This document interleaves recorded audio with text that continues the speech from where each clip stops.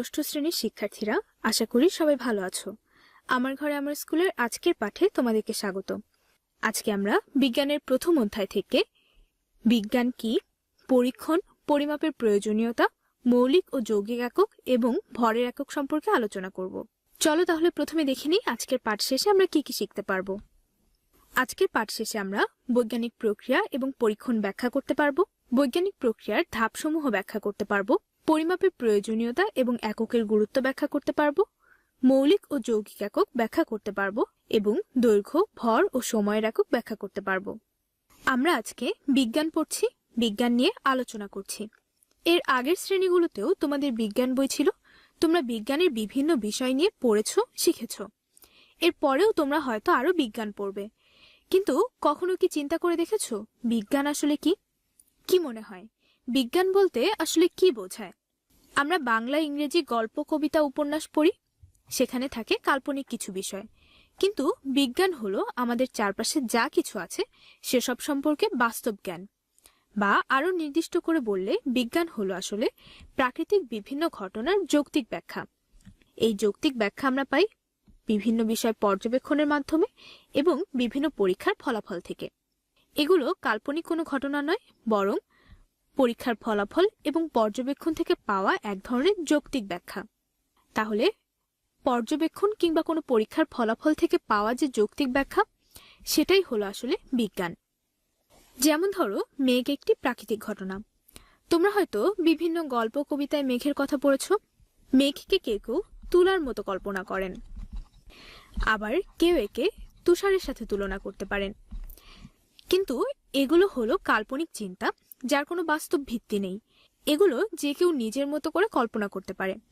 অন্যদিকে মেঘের বৈজ্ঞানিক ব্যাখ্যা হলো মেঘ বায়ুমণ্ডলে থাকা ঘনীভূত জলীয় বাষ্প। জলীয় বাষ্প থেকে মেঘ তৈরি হয়। এই যে জলীয় বাষ্প থেকে মেঘ তৈরি হয়, এটি এমন এক জ্ঞান যা বিভিন্ন পরীক্ষা বা পর্যবেক্ষণের মাধ্যমে পাওয়া যায়। আবার এই যে আমরা পরীক্ষা এবং পর্যবেক্ষণের কথা বলছি, এগুলোও কিন্তু একটি নির্দিষ্ট মান অনুযায়ী একটি নির্দিষ্ট প্রক্রিয়ায় করা হয়। এই প্রক্রিয়াকেই বলা হয় বৈজ্ঞানিক প্রক্রিয়া।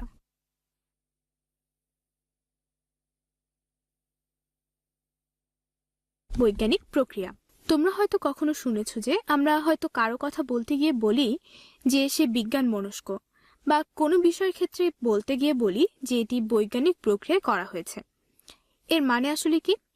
এর মানে হলো বিজ্ঞানের যে কোনো বিষয় নিয়ে কাজ করারই একটি সুনির্দিষ্ট পদ্ধতি আছে। যেমন ধরো, কোনো কিছু পর্যবেক্ষণ করা, এটি একটি সুনির্দিষ্ট পদ্ধতিতে করা হয়। যখন আমরা বলি কোনো কিছু বৈজ্ঞানিক প্রক্রিয়ায় করা হয়েছে, তখন আমরা আসলে বোঝাই কাজটি একটি সুনির্দিষ্ট পদ্ধতি অনুসারে করা হয়েছে এবং তা থেকে একটি যৌক্তিক ব্যাখ্যা পাওয়া যাবে। বিজ্ঞানের জ্ঞান অর্জনের জন্য এভাবে যুক্তি দিয়ে চিন্তা করা খুবই জরুরি। একই সাথে যে কোনো ধারণা যে পরীক্ষায় ঠিক বা ভুল প্রমাণিত হতে পারে তা বোঝাও জরুরি। তাই বিজ্ঞানের পরীক্ষা ও পর্যবেক্ষণের মাধ্যমে আমরা যা পাই, সেটা যদি আমাদের ধারণার বিপরীত হয়, তাও আমাদের তাকেই সঠিক হিসেবে মেনে নিতে হয়। বিজ্ঞান শেখার জন্য এ ধরনের বিজ্ঞান মনস্ক এবং যৌক্তিক চিন্তা করা খুবই জরুরি। বৈজ্ঞানিক প্রক্রিয়ায় কোনো কাজ করতে হলে কিছু সুনির্দিষ্ট পদ্ধতি অনুসারে কাজ করতে হয়। যেমন ধরো, প্রথমে পর্যবেক্ষণ করতে হয়, তারপর সেখান থেকে আমরা একটি ধারণা পাই, তারপর আমরা নির্দিষ্ট পরীক্ষা করি, পরীক্ষার ফলাফল থেকে বুঝতে পারি যে আমাদের ধারণা সঠিক ছিল নাকি ভুল ছিল। তারপর আমরা পুরো প্রক্রিয়া সম্পর্কে একটি যৌক্তিক ব্যাখ্যা তৈরি করতে পারি। এই যে সম্পূর্ণ প্রক্রিয়া, একেই বলা হয় বৈজ্ঞানিক প্রক্রিয়া।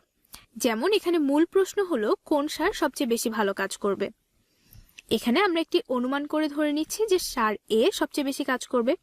তারপর একটি সুনির্দিষ্ট পরীক্ষা করে দেখা গেল যে আমাদের অনুমান সঠিক। দেখো, এখানে অনেকগুলো ধাপ পার হয়ে আমরা একটি উপসংহারে পৌঁছাতে পেরেছি। বৈজ্ঞানিক প্রক্রিয়ায় সাধারণত যে কোনো বিষয়ের যৌক্তিক ব্যাখ্যা দেওয়ার জন্য এরকম অনেকগুলো ধাপ পার হয়ে একটি উপসংহারে পৌঁছানো হয়। তো চলো এখন দেখি যে বৈজ্ঞানিক প্রক্রিয়ার ধাপগুলো কি কি। সাধারণত যে কোনো বৈজ্ঞানিক প্রক্রিয়ায় এই ধাপগুলো অনুসরণ করা হয়।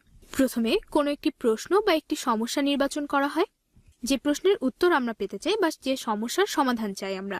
তারপর সেই সমস্যা সম্পর্কে বিদ্যমান তথ্য সংগ্রহ করা হয়। তথ্য সংগ্রহ করার পর একটি সম্ভাব্য ফলাফল অনুমান করা হয়। দেখো, সম্ভাব্য ফলাফল যখন আমরা অনুমান করি, তখন কিন্তু আমরা জানি না যে আমাদের অনুমান সঠিক নাকি ভুল, আমরা শুধু একটা ধারণা করে নেই। তারপর বিভিন্ন পরীক্ষণ ও পর্যবেক্ষণের পরিকল্পনা করা হয় এবং উপাত্ত সংগ্রহের উপকরণ তৈরি করা হয়। অর্থাৎ একটি সম্পূর্ণ পরিকল্পনা করা হয় যে আমরা কিভাবে কি পর্যবেক্ষণ করলে বা কি পরীক্ষা করলে আমাদের এই অনুমান সঠিক আছে কিনা তা জানতে পারবো। তারপর আমাদের অনুমান সঠিক আছে কিনা তা জানার জন্য বিভিন্ন ধরনের উপাত্ত সংগ্রহ করা হয়, যা বিশ্লেষণ করে আমরা বুঝতে পারি যে আমাদের অনুমান সঠিক ছিল নাকি ভুল ছিল। যদি অনুমান সঠিক হয়, অর্থাৎ সম্ভাব্য ফলাফল আমরা যা ধারণা করেছিলাম তা সঠিক হয়, তাহলে আমরা তাকে গ্রহণ করি, আর যদি সঠিক না হয় তাহলে তাকে বর্জন করি। যদি আমাদের ধারণা সঠিক প্রমাণিত হয় তাহলে আমরা সিদ্ধান্তে আসতে পারি, আর যদি ভুল প্রমাণিত হয় তাহলে আবার নতুন করে ধারণা করতে হয় যে ফলাফল কি হতে পারে। তারপর আবার এই সবগুলো ধাপ পার হয়ে পরীক্ষণের মাধ্যমে তা যাচাই করতে হয়। সবশেষে আমরা যে ফলাফলই পাই না কেন তা প্রকাশ করতে হয়। এগুলোই হলো একটি বৈজ্ঞানিক প্রক্রিয়ার বিভিন্ন ধাপ। তোমাদের বইতে খুব গুরুত্বপূর্ণ কিন্তু সহজ একটি পরীক্ষণের বর্ণনা দেওয়া আছে, আমরা সেটা নিয়ে একটু আলোচনা করি চলো। তোমাদের বইতে বৈজ্ঞানিক পদ্ধতিতে দেখা হয়েছে যে গাছের বেঁচে থাকার জন্য পানি প্রয়োজন কিনা। এজন্য দরকার 2টি ফুল গাছের চারা, 2টি টব, পানি ও শুকনো মাটি। এখন চলো বৈজ্ঞানিক প্রক্রিয়ার ধাপ অনুসরণ করে পরীক্ষাটি করি। তোমরা কিন্তু চাইলে বাসায় খুব সহজেই পরীক্ষা করে দেখতে পারো। এখন আলোচনা করলেই বুঝতে পারবে, তারপর যে কোনো সময় নিজেই পরীক্ষা করে দেখতে পাবে। তাহলে আমাদের প্রথম ধাপ হলো সমস্যা নির্ধারণ করা। সমস্যা হলো ফুল গাছের চারা কেন এক জায়গা থেকে তুলে এনে অন্য টবে লাগালে তা মারা যাচ্ছে। এরপরে দ্বিতীয় ধাপ হলো জানা তথ্য সংগ্রহ করা। তোমাদের বিজ্ঞান বই থেকে কিংবা অন্য কোনো বই থেকে অথবা বাবা, মা, শিক্ষক বা কারো কাছ থেকে জানতে পারলে যে গাছ মারা যাচ্ছে পানির অভাবে। এখন দেখো, তুমি তথ্য সংগ্রহ করে দেখলে যে গাছ মারা যাচ্ছে পানির অভাবে, কিন্তু আমরা কিন্তু এখনো নির্দিষ্টভাবে বলতে পারি না যে এটাই একমাত্র কারণ। এখন তাহলে তৃতীয় ধাপ, যেখানে তোমাদের পরীক্ষার ফলাফল কি হতে পারে সে সম্পর্কে একটি ধারণা করতে হবে। এবার পরীক্ষণের পরিকল্পনা করতে হবে, অর্থাৎ আমাদের পরিকল্পনা করতে হবে যে কিভাবে পরীক্ষা করব। এখানে একটি বিষয় খেয়াল রাখতে হবে, সেটি হলো যেহেতু গাছ পানির অভাবে মারা যায় কিনা সে সম্পর্কে জানতে চাই আমরা, তাই পরীক্ষার বাকি সবকিছু ঠিক রেখে শুধু পানির ক্ষেত্রেই পার্থক্য রাখতে হবে। এটি শুধু এই পরীক্ষা নয়, বরং যে কোনো পরীক্ষার ক্ষেত্রেই প্রযোজ্য। শুধু যে বিষয় নিয়ে জানতে চাওয়া হয় সেটি ছাড়া অন্য সব বিষয় একই হতে হয়। তারপরের ধাপ হলো মূল পরীক্ষা। এ পরীক্ষার জন্য 2টি প্লাস্টিকের টব নিতে হবে, এগুলোর নিচে একটি করে ছিদ্র করতে হবে। এবার 2টি পাত্রই সমান পরিমাণ শুকনো মাটি দিয়ে ভরে নিতে হবে, আর একই ধরনের 2টি চারা গাছ রোপণ করতে হবে। এবার যে কোনো একটি গাছে পানি দিতে হবে। মনে করো এই গাছটিতে পানি দেওয়া হয়েছে। যে গাছে পানি দেওয়া হয়েছে তার টবের গায়ে লিখে রাখো যে এখানে পানি দেওয়া হয়েছে, যাতে পরে সহজে বোঝা যায়। এবার গাছ দুটিকে একই জায়গায় কোনো একটি ছায়াযুক্ত স্থানে রেখে দিতে হবে। এর পরের ধাপ হলো পর্যবেক্ষণ ও উপাত্ত সংগ্রহ। পরের দিন দেখা যাবে যে যে গাছের গোড়ায় পানি দেওয়া হয়েছিল সেটি বেশ সতেজ আছে, কিন্তু যে গাছের গোড়ায় পানি দেওয়া হয়নি সেটি মরে গেছে। এবার আমাদের উপাত্ত বিশ্লেষণ করতে হবে এবং সিদ্ধান্ত গ্রহণ করতে হবে। যেহেতু 2টি গাছের বাকি সবকিছু একই ছিল, তাই বলা যায় যে পানির অভাবেই গাছ মারা গেছে, আর পানি পেয়েই অন্য গাছটি বেঁচে আছে। তাহলে এই উপাত্ত বিশ্লেষণ করে দেখা গেল যে আমরা শুরুতে যে ধারণা করেছিলাম তা আসলে সঠিক। ফুল গাছের চারা এক জায়গা থেকে তুলে এনে টবে লাগালে তা মারা যাচ্ছে পানির অভাবে। এটিই হলো আমাদের চূড়ান্ত সিদ্ধান্ত। সবশেষ ধাপ হলো ফল প্রকাশ। তোমরা তোমাদের বন্ধুদের, ছোট ভাই বোনকে, বাবা মাকে এই পরীক্ষার ফলাফল জানাতে পারো। স্কুল খুললে স্কুলের বুলেটিন বোর্ডেও এ সম্পর্কে লিখতে পারো। তাহলে দেখো, বৈজ্ঞানিক প্রক্রিয়া অনুসরণ করে তোমরা একটি পরীক্ষা সম্পন্ন করতে পারলে। এভাবেই বৈজ্ঞানিক প্রক্রিয়া অনুসরণ করে যে কোনো কিছুর যৌক্তিক ব্যাখ্যা তৈরি করা যায়। এবার আমরা আলোচনা করব পরিমাপ সম্পর্কে। পরিমাপের প্রয়োজনীয়তা আসলে কি? দেখো, আমাদের প্রতিদিনের কাজে বিভিন্ন জিনিস পরিমাপ করতে হয়। অনেক সময় আমরা হয়তো আন্দাজ করে নিই, কিন্তু বেশিরভাগ সময়ে আমাদের ঠিক ঠিক পরিমাপ জানতে হয়। যেমন মনে করো, তুমি এই ক্লাসগুলো দেখার জন্য একটি নির্দিষ্ট সময়ে টিভি খুলে বসো, কারণ এগুলো ঠিক নির্দিষ্ট সময়েই হয়। কিংবা ধরো, টিভিতে কোনো নাটক, খবর, অনুষ্ঠান সবকিছুই নির্দিষ্ট সময়ে হয়। বাস, ট্রেন নির্দিষ্ট সময়ে ছাড়ে। এ কারণে যাত্রা শুরু করার আগে আমাদের সেই নির্দিষ্ট সময় জানতে হয়, সেই অনুযায়ী বাস স্টেশন বা ট্রেন স্টেশনে যেতে হয়। পরীক্ষার সময়ও আমাদের নির্দিষ্ট সময়ের মধ্যে লেখা শেষ করতে হয়। এসব ক্ষেত্রে ধারণা করে কাজ করা যায় না, সময়ের সঠিক পরিমাপ জানতে হয়। শুধু সময় না, বরং যে কোনো কিছুর দৈর্ঘ্য, ভর, আয়তন সবকিছুর জন্যই নির্দিষ্ট পরিমাপের প্রয়োজন হয়। যেমন ধরো দোকান থেকে কিছু কিনতে গেলে আমরা নির্দিষ্ট পরিমাপে কিনি। জামা কাপড় বানানোর সময় নির্দিষ্ট দৈর্ঘ্যের কাপড় কিনতে হয়, নির্দিষ্ট মাপ অনুযায়ী বানাতে হয়। এরকম অসংখ্য উদাহরণ আমাদের চোখের সামনেই আছে। তো বৈজ্ঞানিক পরীক্ষার ক্ষেত্রেও পরিমাপ বেশ জরুরি একটি বিষয়। আমরা পরিমাপের বিভিন্ন দিক নিয়ে এখন আলোচনা করব। রান্না করতে গেলে আমাদের নির্দিষ্ট পরিমাপে বিভিন্ন জিনিস দিতে হয়। মনে করো তোমার কাছে একটি ছোট কাপ আছে আর তোমার ভাইয়ের কাছে একটি বড় কাপ আছে। এখন তোমরা দুজনেই যদি 1 কাপ করে চা বানাও, চায়ের পরিমাণ কি সমান হবে? হবে না। এ কারণে পরিমাপের একটি নির্দিষ্ট একক প্রয়োজন। তাই একক এমন হবে যার পরিমাপ সবার জন্যই নির্দিষ্ট। যেমন ভর পরিমাপ করার একক হলো গ্রাম। এই গ্রামের পরিমাপ কিন্তু নির্দিষ্ট। 1 গ্রাম বলতে ঠিক কতটুকু বোঝায় তা ঠিক করা আছে। এটি পৃথিবীর যে কোনো জায়গায় একই রকম। এখন আমি যদি বলি 5 গ্রাম, তাহলে তা নির্দিষ্ট একটি পরিমাণই বোঝাবে।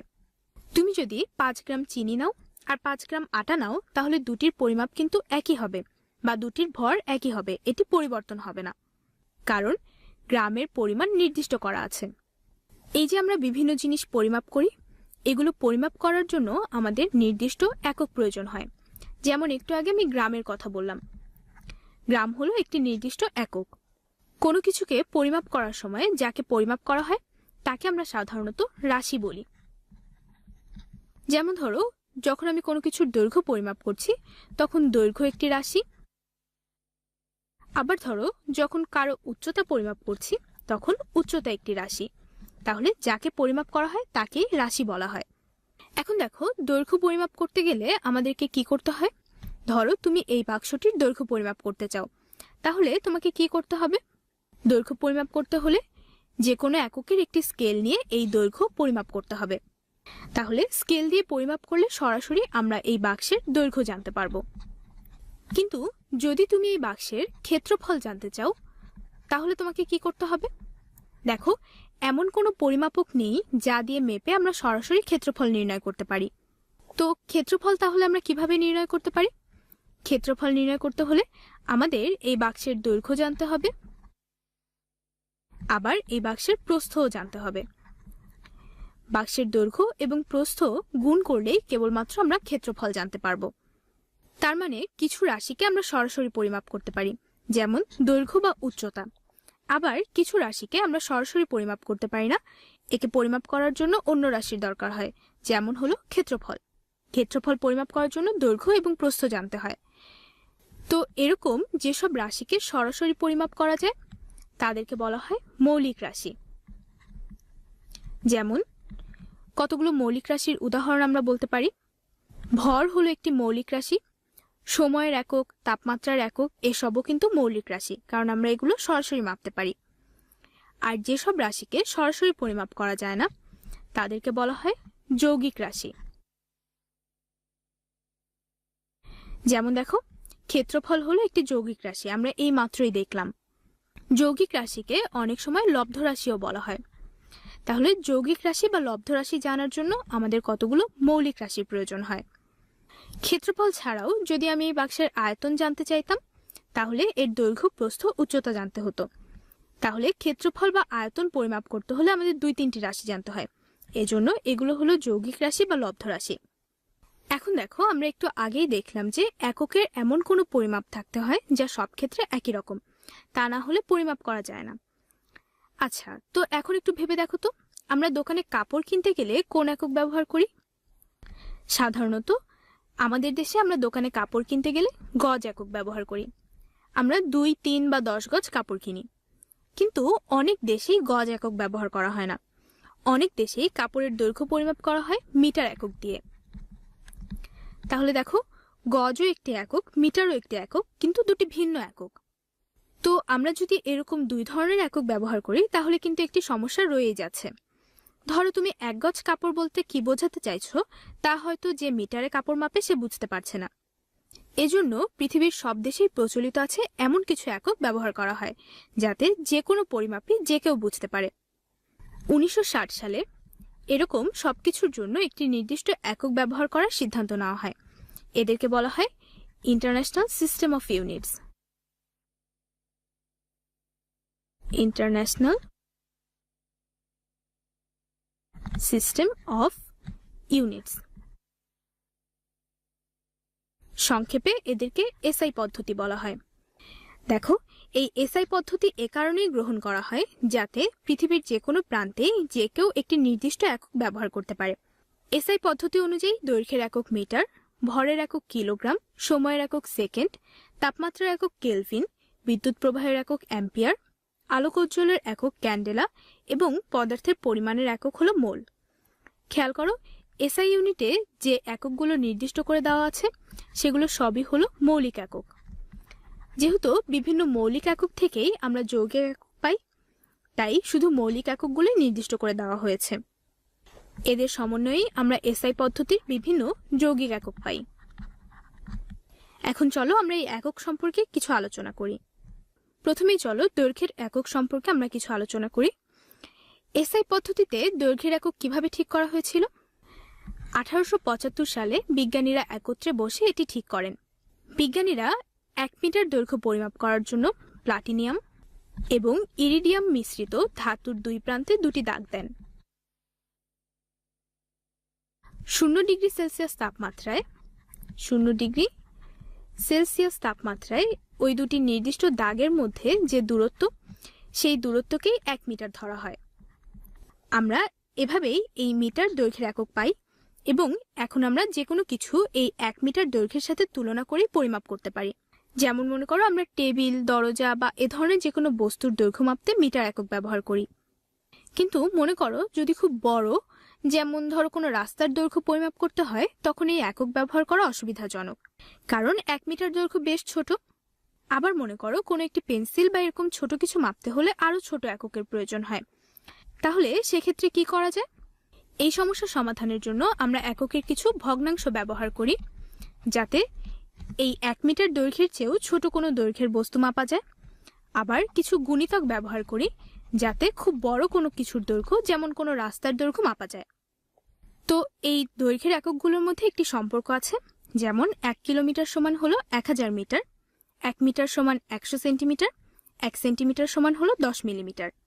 এগুলো ব্যবহার করে যে কোনো দৈর্ঘ্যের বস্তু মাপা যায়। আন্তর্জাতিক পদ্ধতিতে ভরের একক হলো গ্রাম। ছোট কিছুর ভর মাপার জন্য গ্রামের ভগ্নাংশ ব্যবহার করা হয়। আবার বড় কিছু মাপার জন্য কুইন্টাল বা মেট্রিক টন ব্যবহার করা হয়। ভরের এককগুলোর মধ্যেও সম্পর্ক আছে। 1 গ্রাম সমান হলো 1000 মিলিগ্রাম, আবার 1 কিলোগ্রাম সমান 1000 গ্রাম। 1 কুইন্টাল সমান হলো 100 কিলোগ্রাম, 1 মেট্রিক টন সমান হলো 10 কুইন্টাল। তাহলে বুঝতে পারছো মিলিগ্রাম খুব ছোট ভরের একক আর মেট্রিক টন ভরের বেশ বড় একটি একক। সময়ের আন্তর্জাতিক একক হলো সেকেন্ড। তবে সেকেন্ড যেহেতু খুব অল্প সময়, তাই সেকেন্ডের গুণিতক এককগুলো বেশি ব্যবহার করা হয়। দেখো সময়ের এককগুলোর মধ্যে সম্পর্ক কি কি? 60 সেকেন্ডে হয় 1 মিনিট, আবার 60 মিনিটে হয় 1 ঘন্টা, আবার 24 ঘন্টায় হয় 1 দিন। তাহলে এভাবে যে কোনো এককের গুণিতক এবং ভগ্নাংশ ব্যবহার করে ছোট কোনো কিছু মাপা যায়, আবার বড় কোনো কিছু মাপা যায়। তাহলে আজকের পাঠ এ পর্যন্তই। চলো আরেকবার দেখে নিই আজকের পাঠে আমরা কি কি শিখলাম। আজকের পাঠে আমরা বৈজ্ঞানিক প্রক্রিয়া এবং পরীক্ষণ সম্পর্কে আলোচনা করেছি, বৈজ্ঞানিক প্রক্রিয়ার ধাপসমূহ আলোচনা করেছি, পরিমাপের প্রয়োজনীয়তা এবং এককের গুরুত্ব সম্পর্কে আলোচনা করেছি, মৌলিক ও যৌগিক একক সম্পর্কে আলোচনা করেছি এবং দৈর্ঘ্য, ভর ও সময়ের একক শিখেছি। তো আমাদের আজকের পাঠ এ পর্যন্তই। সবাই ভালো থাকবে, সুস্থ থাকবে এবং স্বাস্থ্যবিধি মেনে চলবে। এই ক্লাসটি পুনরায় দেখতে চাইলে চোখ রাখবে আমার ঘরে আমার স্কুলের ফেসবুক পেজ এবং ইউটিউব চ্যানেলে। সবাইকে ধন্যবাদ।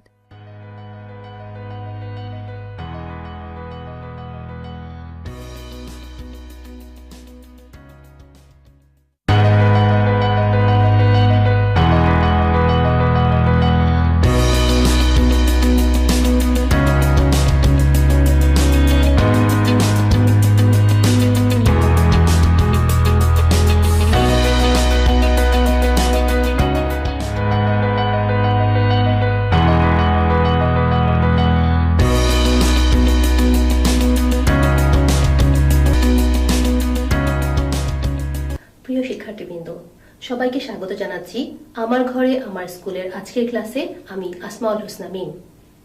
আমাদের আজকের ক্লাসের বিষয় ষষ্ঠ শ্রেণীর প্রথম অধ্যায় বাংলাদেশের ইতিহাস। আমরা এই অধ্যায়ের প্রথম থেকে পঞ্চম পাঠ পর্যন্ত পড়ব। চলো আমরা পাঠ শুরু করার প্রথমে জেনে নেই এই পাঠ শেষে আমরা কি কি বিষয় জানতে পারবো। আমরা জানতে পারবো বাঙালির মুক্তিযুদ্ধে ঝাঁপিয়ে পড়ার কারণ। আমরা জানতে পারবো কিভাবে বাঙালিরা ঐক্যবদ্ধভাবে প্রতিরোধ গড়ে তুলেছিল। দেখো, আমরা আরো জানতে পারবো মানব জাতির বসতির ধারণা, মানব বসতি যে বাংলাদেশে শুরু হয়েছিল সেই বসতি সম্পর্কে আমরা এই পাঠ থেকে ধারণা লাভ করতে পারবো। এরপরে আমরা জানবো বাংলাদেশের রাজনৈতিক ইতিহাসে যুগ বিভাজন সম্পর্কে। চলো তাহলে আমরা শুরু করি মূল পাঠ। তার আগে আমরা একটা জিনিস জানি, তোমাকে যদি জিজ্ঞেস করা হয় তোমার দেশের নাম কি, তাহলে তুমি কি বলবে? অবশ্যই বলবে বাংলাদেশ। তুমি, আমি এবং আমরা এই যে স্বাধীনভাবে মাথা উঁচু করে বলতে পারছি আমার দেশের নাম বাংলাদেশ, সেটা কিভাবে অর্জিত হলো সেই ইতিহাস সম্পর্কে কিন্তু আজকে আমরা এই অধ্যায়ে জানবো। চলো আমরা জানি কেমন করে সৃষ্টি হয়েছে আমাদের এই বাংলাদেশ। 1947 সাল থেকে শুরু করে 1971 সাল পর্যন্ত এই সময়টা, পুরোটা সময় বাংলাদেশ ছিল পাকিস্তানের অধিভুক্ত। অর্থাৎ আমরা যে নামে পরিচিত ছিলাম সেটা ছিল পাকিস্তান। পাকিস্তান দুইটি অংশে বিভক্ত ছিল। দেশ বিভাজনের পর বাংলাদেশ নামে কোনো দেশ ছিল না, তখন আমরা ছিলাম পাকিস্তানের অন্তর্ভুক্ত, ভারতবর্ষ এবং পাকিস্তান। তো এই পাকিস্তানের ছিল দুটি অংশ, একটি ছিল পূর্ব পাকিস্তান এবং একটি ছিল পশ্চিম পাকিস্তান। পূর্ব এবং পশ্চিম পাকিস্তান এই দুইটি দেশের মাঝে ছিল প্রায় 1200 মাইলের ব্যবধান। তোমরা চিন্তা করতে পারছো, একটি দেশের মাঝখানে ছিল প্রায় 1200 মাইলের ব্যবধান। শুধু যে এই ব্যবধান আক্ষরিক অর্থে ছিল তা কিন্তু না, এই ব্যবধান ছিল মানসিকও। এই সম্পর্কে আমরা আরো আলোচনা করব। আমরা জানবো কেমন করে এই মানসিক ব্যবধানটা ছিল। 1947 সাল থেকে শুরু করে 1971 সাল পর্যন্ত যতদিন আমরা পাকিস্তানের অধীনে ছিলাম, তখন আমরা হয়েছি অনেক বঞ্চনার শিকার। অনেক ধরনের ব্যবধান, অনেক ধরনের বৈষম্য আমাদের সাথে করা হয়েছে। আর এই ফলেই কিন্তু সৃষ্টি হয়েছে আমাদের স্বাধীনতার যুদ্ধ। স্বাধীনতার যুদ্ধ মানে কি বলতো? স্বাধীনতার যুদ্ধ মানে হচ্ছে স্বাধীন হওয়ার যে যুদ্ধ। যখন তুমি পরাধীন থাকবে, তখন তুমি বঞ্চিত হবে, তখনই কিন্তু তোমার মনে হবে যে আমি স্বাধীন হতে চাই। বাঙালি যখন অনেক ধরনের বঞ্চনার শিকার হয়ে স্বাধীনতার সিদ্ধান্ত নিল, তখনই তারা শুরু করলো মুক্তিযুদ্ধ। আমরা আজকে মুক্তিযুদ্ধের পটভূমি সম্পর্কে জানব, কেমন করে শুরু হলো এই মুক্তিযুদ্ধ। তার আগে আমরা জেনে নেই যে আমাদের এই মুক্তিযুদ্ধে আমাদের কাণ্ডারি রূপে কে আমাদেরকে আলোর পথ দেখিয়েছেন। 1971 সালে 25শে মার্চ মধ্যরাতের শেষে, অর্থাৎ 26শে মার্চ প্রথম প্রহরে বঙ্গবন্ধু শেখ মুজিবুর রহমান আমাদেরকে স্বাধীনতার ঘোষণা পাঠান। তার এই স্বাধীনতা ঘোষণা তা অনুযায়ী বাঙালি সকলে একত্রিত হয়ে উজ্জীবিত হয় এই স্বাধীনতার যুদ্ধে অংশগ্রহণ করার জন্য। 16ই ডিসেম্বর আমরা বিজয় অর্জন করি। এই যে মার্চ থেকে ডিসেম্বর পর্যন্ত দীর্ঘ 9 মাস আমরা যুদ্ধ করেছি মুক্তিযুদ্ধের জন্য। এই যুদ্ধে অংশগ্রহণ করেছে বাঙালি জনতার, ছাত্র, কৃষক, শিক্ষিত, অশিক্ষিত যারা ছিল, আপামর জনতা সবাই একত্রিত হয়েছিল একজন কাণ্ডারির অধীনে। সেই কাণ্ডারি বা আলোর দিশারি ছিলেন আমাদের সবার প্রিয় বঙ্গবন্ধু শেখ মুজিবুর রহমান। তিনি আলোর দিশারি রূপে আমাদেরকে দেখিয়েছেন কেমন করে আমরা আমাদের এই বঞ্চনা, আমাদের এই অধিকার আন্দোলনে আমরা কেমন করে ঝাঁপিয়ে পড়ব। চলো আমরা জানি এই মুক্তিযুদ্ধের পটভূমি সম্পর্কে। মুক্তিযুদ্ধের পটভূমিতে আমরা দেখতে পাই, যখন 1971 সালে 25শে মার্চ এর প্রথম প্রহরে পাকিস্তানি হানাদার বাহিনী অস্ত্র শস্ত্র নিয়ে ঝাঁপিয়ে পড়ে নিরস্ত্র বাঙালির উপরে। রাতের আধারে তারা হত্যাযজ্ঞ চালায়। এই হত্যাযজ্ঞে প্রাণ হারায় আপামর অনেক সাধারণ জনতা। আর ঠিক তখন আওয়ামী লীগের নেতৃত্বে বঙ্গবন্ধু শেখ মুজিবুর রহমানকে রাষ্ট্রপতি এবং তাজউদ্দিন আহমেদকে প্রধানমন্ত্রী করে একটি অস্থায়ী প্রবাসী বাংলাদেশি সরকার গঠন করা হয়। অর্থাৎ এই সরকারের অধীনে থেকে আমরা আমাদের মুক্তিযুদ্ধ পরিচালিত করেছিলাম। এ সময়ে অস্থায়ী রাষ্ট্রপতি হিসেবে দায়িত্ব পালন করেছিলেন সৈয়দ নজরুল ইসলাম। যখন বঙ্গবন্ধু এই স্বাধীনতার ঘোষণা দেন, অর্থাৎ 26শে মার্চ প্রথম প্রহরে, যখন তিনি বলেন যে আমরা এখন স্বাধীন বাংলাদেশ হিসেবে আমরা একটি মুক্তিযুদ্ধে অংশগ্রহণ করতে যাচ্ছি, তখন তাকে গ্রেফতার করা হয়। ঠিক এই ঘোষণার পরপরই তাকে গ্রেফতার করা হয়। তাকে গ্রেফতার করার পর তার অনুপস্থিতিতে এই যে অস্থায়ী রাষ্ট্র গঠন করা হয়েছিল, যে অস্থায়ী সরকার গঠন করা হয়েছিল, তারা সবাই একত্রিত হয়ে যুদ্ধে অংশগ্রহণ করে। এই যে বাঙালির মুক্তিযুদ্ধ, এই মুক্তিযুদ্ধে ইপিআর, সেনা সদস্য, ছাত্র, জনতা, অস্ত্রহীন সাধারণ আপামর জনগণ কিন্তু আমরা সবাই একত্রিত হয়ে যুদ্ধে ঝাঁপিয়ে পড়েছিলাম। আর এই ঝাঁপিয়ে পড়ার মূল মন্ত্র বা মূল কাণ্ডারি হিসেবে আমাদেরকে পথ দেখিয়েছেন আমাদের সবার প্রিয় বঙ্গবন্ধু শেখ মুজিবুর রহমান। আমরা এখন জানবো বাংলাদেশের মানব বসতি সম্পর্কে। অনেক প্রাচীন কাল থেকে কিন্তু বাংলাদেশে মানব বসতি ছিল। বিভিন্ন প্রত্নতাত্ত্বিক আবিষ্কারের মাধ্যমে কিন্তু সেটি এখন আবিষ্কৃত হয়েছে। চলো আমরা দেখি কিভাবে আমরা জানতে পেরেছি যে বাংলাদেশে প্রাচীনকাল থেকে মানব বসতি বিস্তার ছিল। বাংলাদেশের সিলেট, চট্টগ্রাম ও কুমিল্লার কোনো কোনো অঞ্চলে প্রাচীন ভূমি হিসেবে পরিচিত। এছাড়া রাজশাহী, বগুড়া, দিনাজপুর, টাঙ্গাইল এবং নরসিংদী সহ কিছু অংশ কিন্তু বেশ প্রাচীন। তোমরা আরো জানবে চট্টগ্রামের রাঙামাটি, সীতাকুণ্ড এবং কুমিল্লার লালমাই পাহাড় আর হবিগঞ্জের চুনারঘাট এবং নরসিংদীর উয়ারি বটেশ্বর প্রাগৈতিহাসিক যুগের ইতিহাস বহন করে। ওই সময়ে প্রত্নতাত্ত্বিক আবিষ্কারে দেখা গেছে যে ওখানকার বিভিন্ন ধরনের প্রত্নতাত্ত্বিক আবিষ্কারে দেখা গেছে বিভিন্ন ধরনের হাতিয়ার, যেমন ধরো পাথর ও কাঠের হাত কুঠার, তারপরে হচ্ছে বাটালি, তীরের ফলক, এগুলো প্রত্নতাত্ত্বিকের মাধ্যমে ওখান থেকে উদ্ধার হয়েছে। সেখান থেকে প্রমাণ পাওয়া যায় যে অনেক আগে থেকে কিন্তু বাংলাদেশে প্রাচীন মানব বসতি ছিল। এই প্রাগৈতিহাসিক যুগকে বলা হয় কিন্তু প্রস্তর যুগ, অর্থাৎ এই যুগটাকে আমরা প্রস্তর যুগ হিসেবে বিবেচনা করতে পারি। এরপরে নরসিংদীর উয়ারি বটেশ্বরে তাম্রপ্রস্তর যুগের আবিষ্কার হয় বা তাম্রপ্রস্তর যুগ বলে বিবেচিত হয়। এই সময়ে গর্ত বসতির চিহ্ন আবিষ্কার হয়েছে, অর্থাৎ আমরা নরসিংদীর উয়ারি বটেশ্বরে তাম্রপ্রস্তর যুগের যে নিদর্শন সেটি পেয়েছি। এরপর দেখো সিন্ধু সভ্যতার খ্রিস্টপূর্ব 2700 অর্থাৎ 2700 থেকে 1700 অব্দ পর্যন্ত ভারতীয় উপমহাদেশের প্রথম নগর সভ্যতা হিসেবে বিবেচিত। এই সভ্যতাটাকে বলা হয় প্রথম নগর সভ্যতা। এরপরে দ্বিতীয় নগর সভ্যতার নিদর্শন পাই আমরা বগুড়ার বরেন্দ্রভূমি এবং মহস্থানগড়ের নরসিংদীর মধুপুর ভূমি উয়ারি বটেশ্বরে। প্রিয় শিক্ষার্থীবৃন্দ, বাংলাদেশের ইতিহাসের মৌর্য যুগের যে সভ্যতা, অর্থাৎ মৌর্য যুগের সম্রাট অশোকের সময় থেকে কিন্তু জানা যায়। অর্থাৎ বাংলাদেশ অংশের ইতিহাস সম্পর্কে আমরা জানতে পারি মৌর্য যুগের অশোকের সময় থেকে। এই সময় মহাস্থানগড়ে প্রাপ্ত শিলালিপি থেকে অনুমান করা হয় যে মৌর্য সম্রাট অশোক পণ্ডু নগরের শাসক হিসেবে শাসন কার্য চালিয়েছেন। আবার কেউ কেউ বলে যে চট্টগ্রাম পর্যন্ত এই মৌর্য শাসন ছিল। গুপ্তরা মূলত ভারতীয় উপমহাদেশের উত্তর অঞ্চলের শাসক ছিলেন। আমাদের বাংলাদেশ নামে কিন্তু কোনো নির্দিষ্ট কোনো দেশ হিসেবে তখন কিন্তু পরিচিত ছিল না, অর্থাৎ বাংলাদেশ নামে যে অঞ্চল এই হিসেবে কিন্তু তখন পরিচিত ছিল না। তখন সেটি ছিল বিভিন্ন অঞ্চল হিসেবে, যেমন ধরো পণ্ডুবর্ণ, বঙ্গ, সমতট, গৌড়, বরেন্দ্র, হরিকেল প্রভৃতি জনপদ নামে। অর্থাৎ বাংলাদেশ নামে সুনির্দিষ্ট কোনো অংশ ছিল না, এরকম বিভিন্ন নামে এই জনপদ হিসেবে ছিল। গুপ্ত শাসনের আমল যখন শেষ হয় তখন যে আমলটি শুরু হয় সেটাকে বলা হয় গুপ্ত পরবর্তী শাসন আমল। অর্থাৎ গুপ্ত শাসন আমল শেষের অংশটিকে বলা হচ্ছে গুপ্ত পরবর্তী শাসন আমল। এখন এই গুপ্ত পরবর্তী শাসন আমলের সময়ের পরে সপ্তম শতকে শশাঙ্ক নামে একজন শাসক ছিলেন, যিনি এই সময়কাল পর্যন্ত তার শাসন ব্যবস্থা পরিচালনা করেন।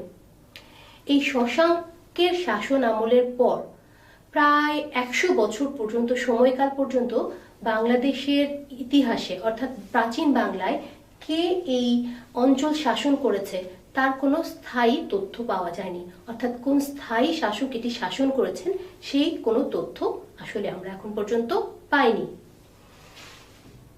অর্থাৎ এই সময়ে কোনো স্থায়ী শাসক এই সময় ছিল না। তো শশাঙ্কের আমলের পরে এই 100 বছর এই সময়টাতে বাংলাদেশ অর্থাৎ যে প্রাচীন বাংলাদেশের কথা আমরা বলছি, সেই পুরো জনপদ অঞ্চলটিতে বিভিন্ন ধরনের বিশৃঙ্খলা বিরাজ করে, মারামারি, হানাহানি, এরকম ধরনের বিশৃঙ্খল ছিল এই সময়। এবং এই পরবর্তী সময় আবার বিভিন্ন ধরনের রাজ্য বা বিভিন্ন ধরনের শাসক আসেন, যেগুলো আমরা পরবর্তী অধ্যায়ে পড়ব যে কোন কোন শাসন আমল এরপর থেকে আমরা দেখছি। অর্থাৎ এই গুপ্ত শাসনামল, গুপ্ত পরবর্তী শাসনামল এবং শশাঙ্কের শাসনামলের শেষে কোন শাসনামল শুরু হয়েছে, চলো আমরা বোর্ডে দেখে নিচ্ছি। প্রিয় শিক্ষার্থী, আমরা এখন জানবো পাল রাজবংশ সম্পর্কে। পাল রাজবংশ, যার স্থায়িত্ব ছিল 750 থেকে 1161 খ্রিস্টাব্দ পর্যন্ত। এই পাল রাজবংশ কিন্তু ছিল সবচাইতে দীর্ঘস্থায়ী শাসনামল। চলো আমরা এটা সম্পর্কে আরো বিস্তারিত জানি। বাংলাদেশের প্রথম দীর্ঘস্থায়ী রাজবংশ হচ্ছে এই পাল রাজবংশ। এর প্রতিষ্ঠাতা গোপাল শতবর্ষব্যাপী যে কোলাহলের কথা আমি কিছুক্ষণ আগে বলেছিলাম, যে শতবর্ষ কোনো স্থায়ী কোনো শাসক ছিল না, সে সময় ছোট ছোট বিভিন্ন রাজ্যের মধ্যে বিভিন্ন কোলাহল সৃষ্টি হয়েছিল, নৈরাজ্য সৃষ্টি হয়েছিল। তো এই পাল বংশের এই গোপাল শতবর্ষী ব্যাপী এই কলহ, নৈরাজ্য, হানাহানির অবসান ঘটিয়ে তার শাসনামল বা তার শাসন বরেন্দ্র শাসক হিসেবে উপস্থিত হন। এবং তিনি যে শাসনামলে প্রতিষ্ঠিত হন বা তিনি যেই শাসনামল পরিচালনা করেন, তিনি তখন খুব ভালো একজন সুবিবেচক শাসক হিসেবে বিবেচিত ছিলেন। অর্থাৎ তিনি খুব জনপ্রিয় হিসেবে শাসক হিসেবে বিবেচিত হন। এরপরে আরো আরো তাদের বংশেরই আরো কিছু শাসক তার পরবর্তীতে এই সিংহাসনে বসেন। তারা হচ্ছেন ধর্মপাল এবং দেবপাল। এরাও বেশ অনেকদিন ধরে এই শাসনামলকে বিস্তার করেন। তারা এই শাসনামল বিস্তার লাভ করেন বা এই শাসন পরিচালনা করেন। তো এই পাল বংশীয় ধর্মপাল এবং দেবপাল এই বংশের বিখ্যাত শাসক হিসেবে যখন শাসনামল পরিচালনা করেন, তখন পাল বংশের শাসনামলে বাংলাদেশের রাজনীতি এবং বাংলাদেশের বেশ অনেক ক্ষেত্রে অনেক বেশি সুনাম লাভ করে। বিভিন্ন ধরনের শিল্পক্ষেত্রে, বিভিন্ন ধরনের ক্ষেত্রে অনেক সুনাম লাভ করে। সেগুলো কি? সেগুলো হচ্ছে এই পাল বংশের শাসনামলে বাংলাদেশের রাজনীতি, অর্থনীতি, স্থাপত্য, চিত্রশিল্প এবং শিল্পকলা সহ অনেক ক্ষেত্রে অনেক বেশি সুনাম লাভ করে। এখন আমরা যেটা জানবো সেটা হচ্ছে কৈবত বিদ্রোহ সম্পর্কে। দীর্ঘ 400 বছরের শাসনামল করলেও, মানে এই শাসনামল পরিচালনা করলে সবাই কিন্তু সুবিবেচক হিসেবে ছিলেন না বা সুশাসক হিসেবে প্রতিষ্ঠিত হননি। কেউ কেউ দূরদর্শিতার পরিচয়ও দিতে পারেননি। তো এই সময় রাজা দ্বিতীয় মহিপালের সময় একটা বিদ্রোহ দেখা দেয়। রাজা দ্বিতীয় মহিপাল যখন রাজ্য শাসনামল করছিলেন, তখন ভাইয়ে ভাইয়ে কলহ, অর্থাৎ উত্তরাধিকার প্রাপ্তির জন্য ভাইয়ে ভাইয়ে যে কলহ সৃষ্টি হয়, সেটা নিয়ে অনেক বিব্রত হয়ে তিনি অনেকটা দুর্বল হয়ে পড়েন। তো এই দুর্বলতার সুযোগ নিয়ে একটি বিদ্রোহের জন্ম নেয়। এই বিদ্রোহের ক্ষেত্রে এই দ্বিতীয় রাজা মহিপালের সময় 1080 খ্রিস্টাব্দে দিব্য এর নেতৃত্বে কৈবর্ত নামক একটি জেলে সম্প্রদায় শাসক হিসেবে প্রতিষ্ঠা লাভ করেন। অর্থাৎ তারা বিদ্রোহ করে জয়লাভ করেন। যারা জয়লাভ করেন তারা হচ্ছিলেন একটি জেলে সম্প্রদায়।